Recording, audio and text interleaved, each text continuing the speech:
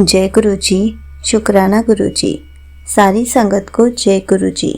ओम नमः शिवाय। शिव जी सदा सहाय। ओम नमः शिवाय। गुरु जी सदा सहाय। शिव पुराण श्री शतरुद्र संहिता का 37वां अध्याय। पांडवों को शिव पूजन के लिए व्यास जी का उपदेश।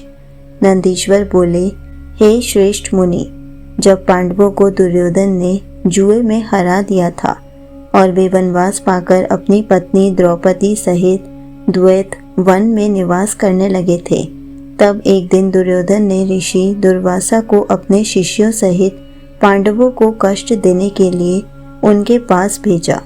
दुर्वासा ऋषि अपने 1000 शिष्यों को अपने साथ लेकर पांडवों की कुटिया में पहुंच गए और युधिष्ठिर से बोले कि हम स्नान करने जा रहे हैं, इतने में आप हम सबके लिए भोजन का प्रबंध कीजिए, और स्वयं चले गए।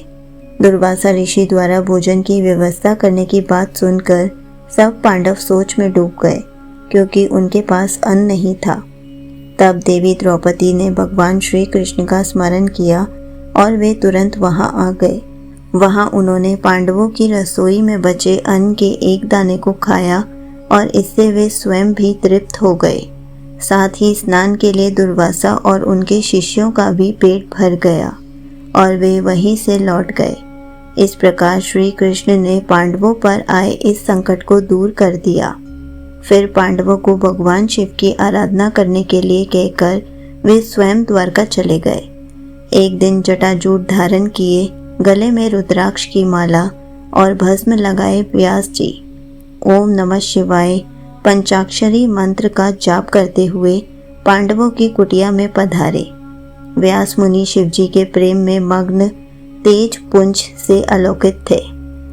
उन्हें पधारा हुआ देखकर पांडवों ने उन्हें प्रणाम किया और आसन पर बिठाकर उनकी पूजा अर्चना की। तब महामुनि प्रसन्न होकर बोले, हे पांडवों, तुम सत्य के मार्ग पर चलने वाले हो और सदा ही धर्म का पालन करते हो। महाराज धृतराष्ट्र ने तुम्हारे साथ पक्षपात किया और तुम्हारा राज्य दुर्योधन ने छल करके तुमसे छीन लिया। जैसा बीज बोया जाता है, अंकुर भी उसी का निकलता है। अधर्म और असत्य का मार्ग अपनाने वालों का कभी कल्याण नहीं होता।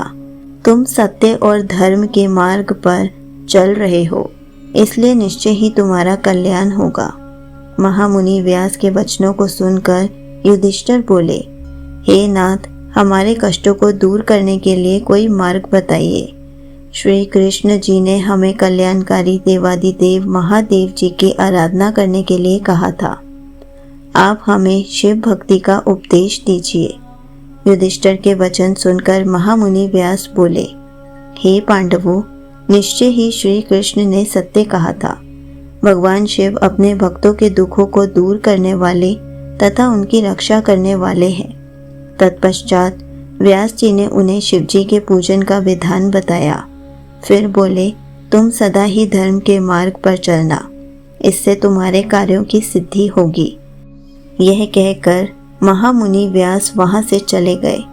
तत्पश्चात व्यास जी के दिखाए मार्ग पर चलते हुए पांडव शिव जी की आराधना करने लगे। अर्जुन इंद्रकील नामक पर्वत के पास गंगा नदी के तट पर जाकर भक्त वत्सल कल्याणकारी भगवान शिव की आराधना करने लगे।